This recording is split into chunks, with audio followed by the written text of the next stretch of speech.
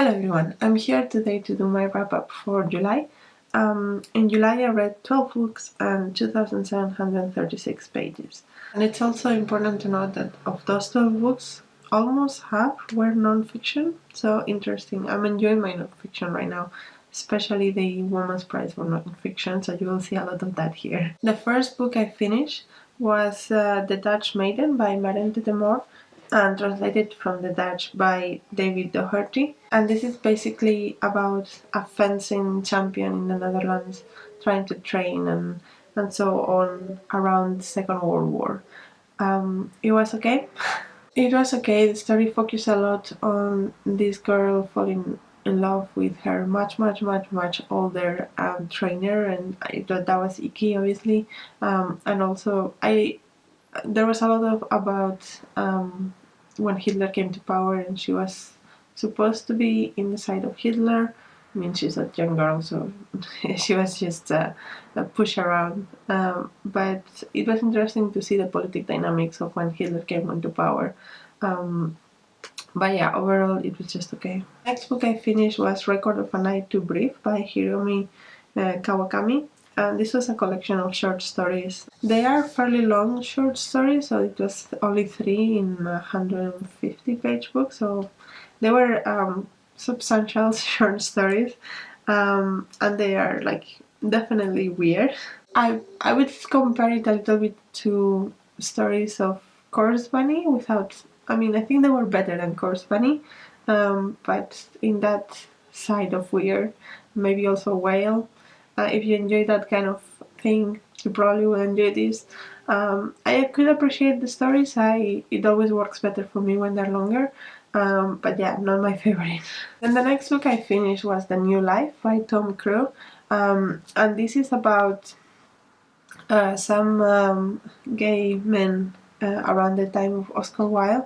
They are writing a book about gay sex, and they interview people about it, obviously anonymously, because that time it was not allowed.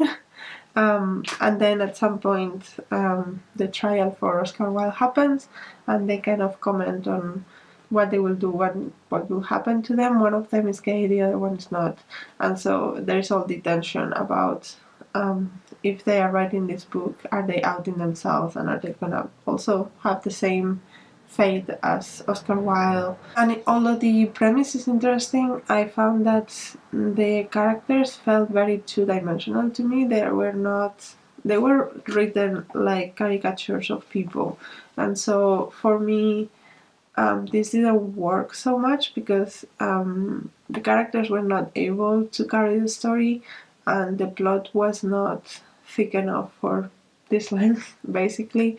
It did get better towards the end when the story picked up, but it took like a while to pick up, like maybe 100 pages or something. So yeah, I think the premise was interesting, but maybe the execution was not as good as I expected. And then the next book I finished was an audiobook, and that was Breathless, The Scientific Race to Defeat a Deadly Virus by David Quammen. And this is basically about the pandemic and the coronavirus and how it started, all the theories on how it started, if it was from this lab in China, Wuhan, or in the market, or which animal was it responsible, how did we find all of that out, like the techniques that scientists have to make these conclusions and try to investigate all of that. So it does very much focus on the virology side of things rather than the social side of things, which of course they also mention, but it's more on the what do we know about the virus, how the vaccines were developed based on that, and all of that kind of thing. And I have to say this was very thorough, very well researched, very long, but it was maybe a little bit too much for me. I appreciate when things are very well researched and very very thorough, but it went a little bit too much into the protein sequence And if you're not a virologist, maybe it's a little bit too much at points. So it makes it a little bit more difficult to follow, and maybe that's because also I was doing the audiobook instead of reading it physically, but I did find it a little bit difficult to follow at times. But with that said, I think it was an important book to have out there that is accessible enough, and it clears some points that I vaguely understood, like the fact that the virus didn't come from the lab. It did clear why we don't think that, and exactly like where it might have come from, and like things like why it happened, why these viruses are jumping into people, and things like that are a little bit more clear in my mind now, so I appreciate it for that.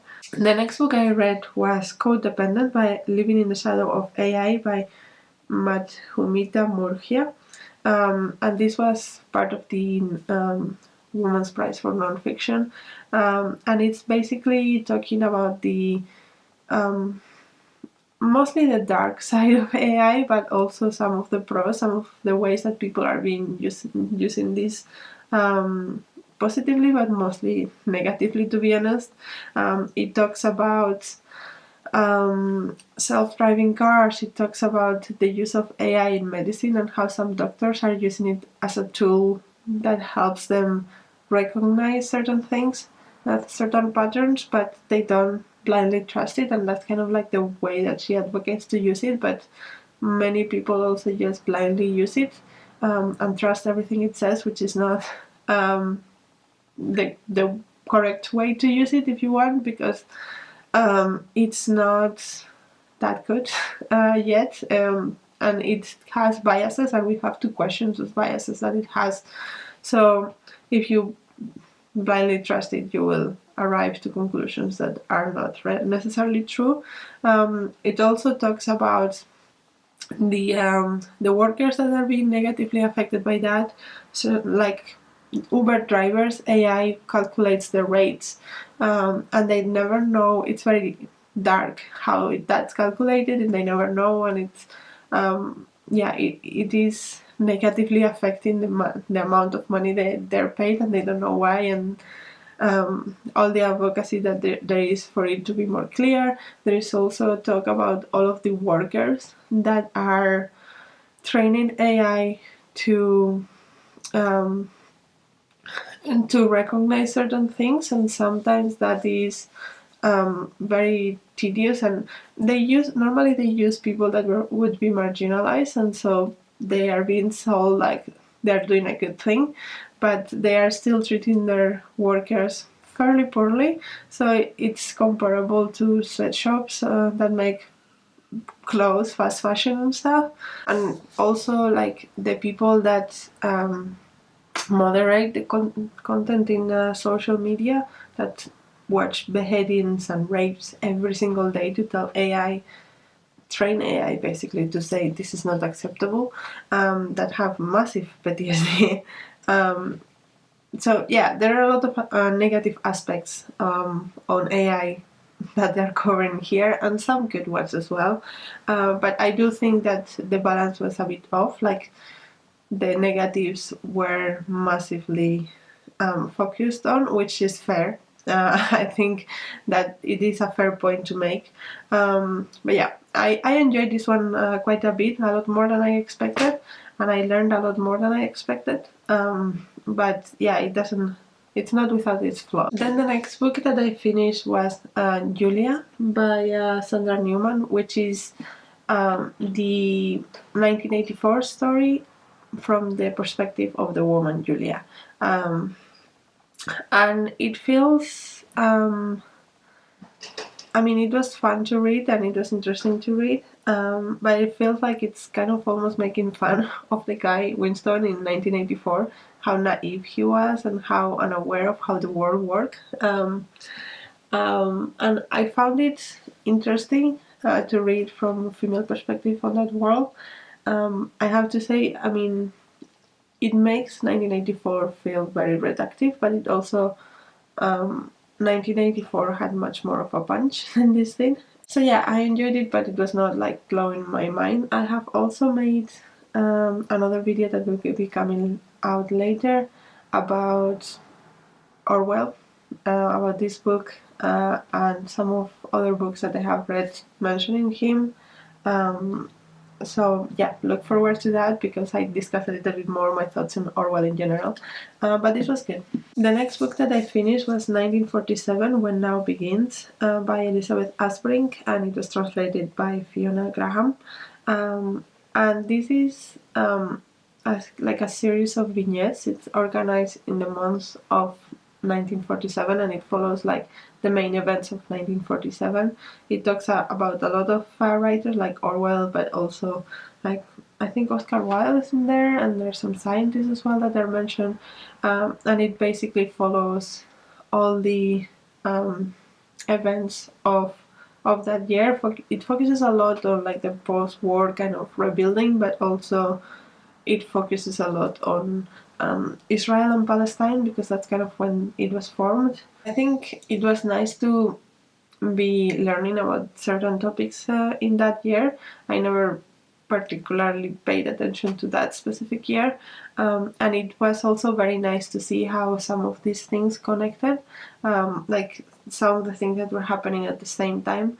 So it gives a very holistic view on that year. Very episodic, so there is no story carrying anything.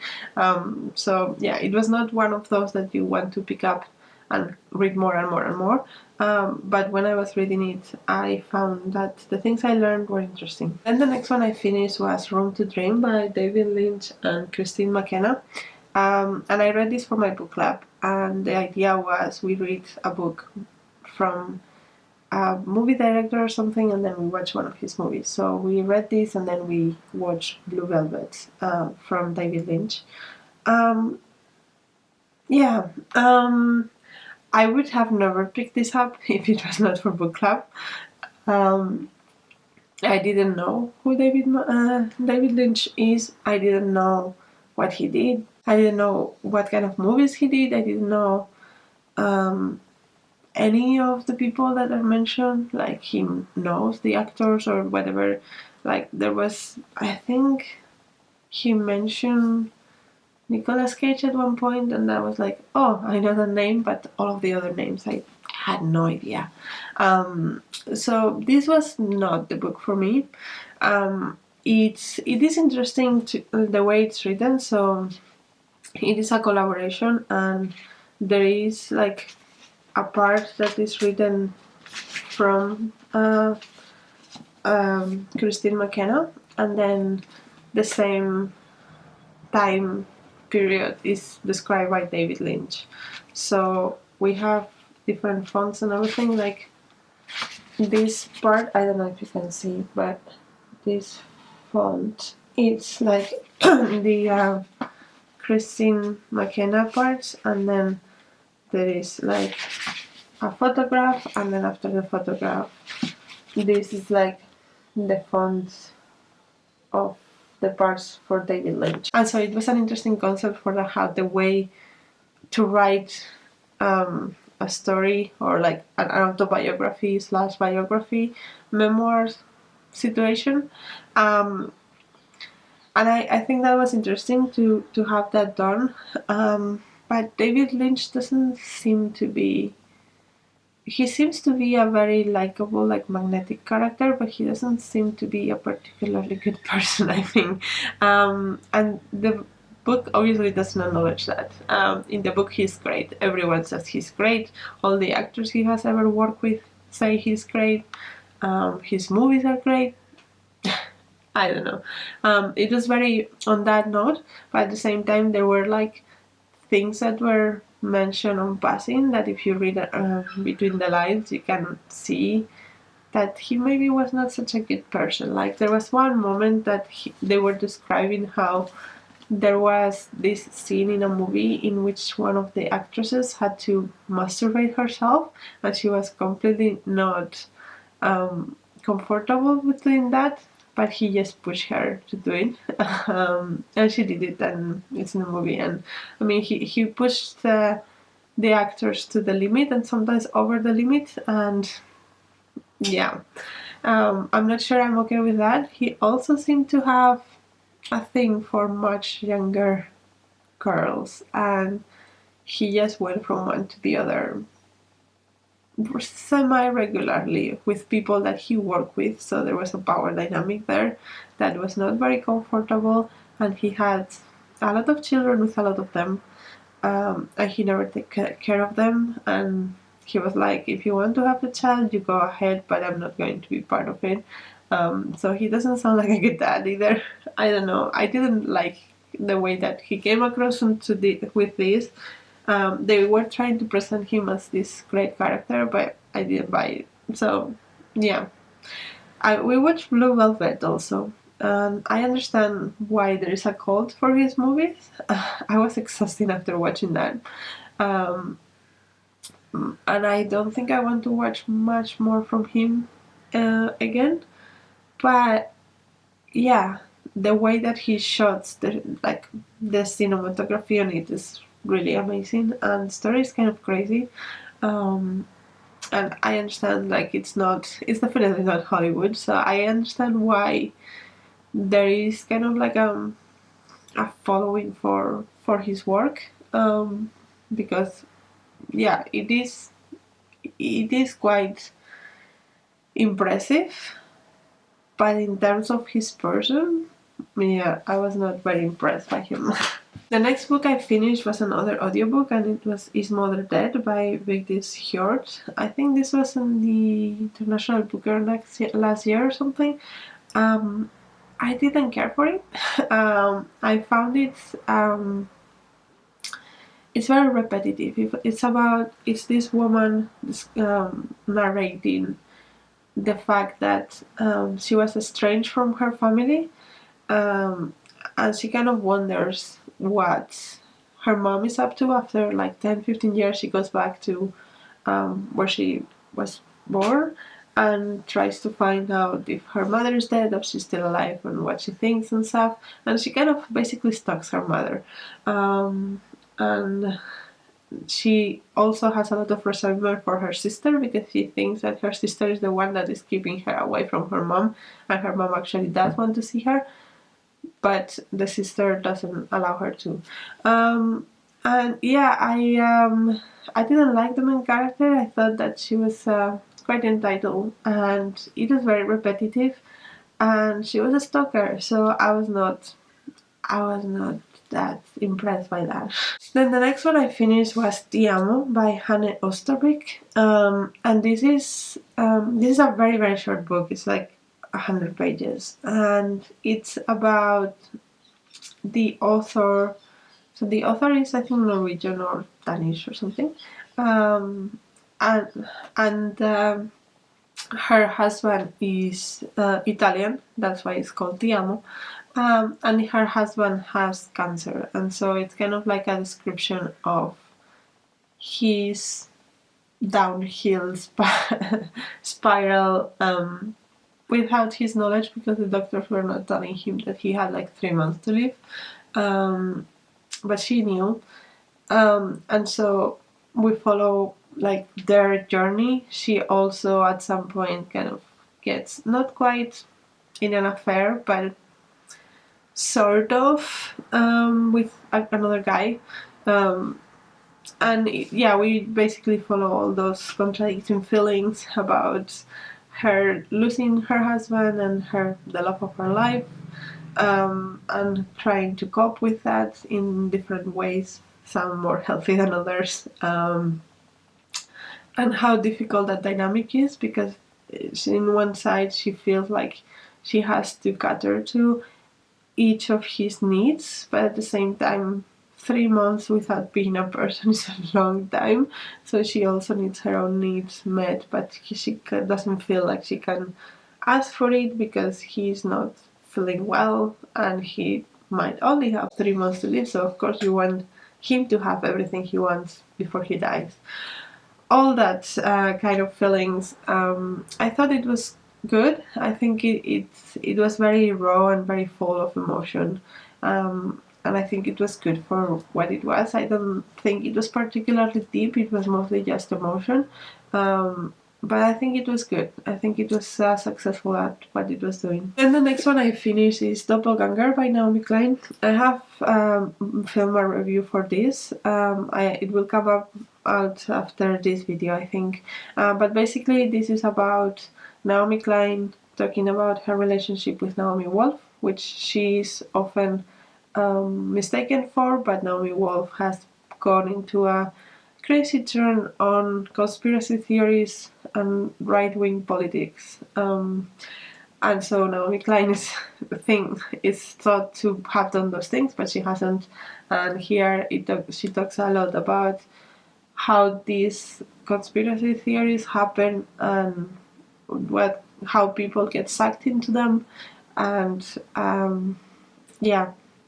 how she has a lot of empathy for those people, and she looks at the situation with a lot more nuance and just like those bad people should check their facts. It's more nuanced than that, of course, because it's Naomi Klein and she's amazing. I think I did really enjoy it. I think it's a very good book. For me personally, this one is a lot more memory than all of her other books, and I think that made it less sharp in the facts and the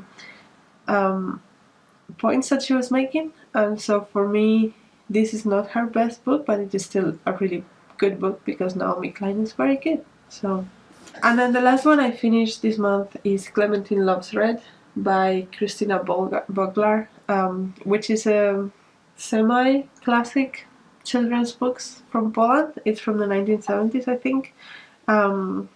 It has a lot of cute pictures. Let me see if I can find it. And it's basically about this group of children that are on holidays in this small town, and they're just wandering around the forest, and they find this little girl in the forest, and so they ask her how she got there, and she says, "Oh, my companion is in the forest." And so, logically, instead of telling an adult, they take the kid to their house, they leave her there, and they go into the forest in the middle of the night to look for... They are assuming it's her sister, but it's not. It's not even a human. And so we follow what happens. We follow a lot of characters that are all trying to find this Clementine. Her name is Clementine, that they think it's a little girl, but it's not. Yeah, that's basically the story. I mean, it kind of is a mystery, but it's not. I knew that this girl is not a girl from page 10, and I think before page 100 I knew who it was. But it was still very cute, and I think I would love to read this to Alex when she's a little bit older. It is very cute. So yeah, those are all the books I read this month. Let me know if you have any thoughts on any of them, if you have read any of them, and what you have read this month. And until next video, bye!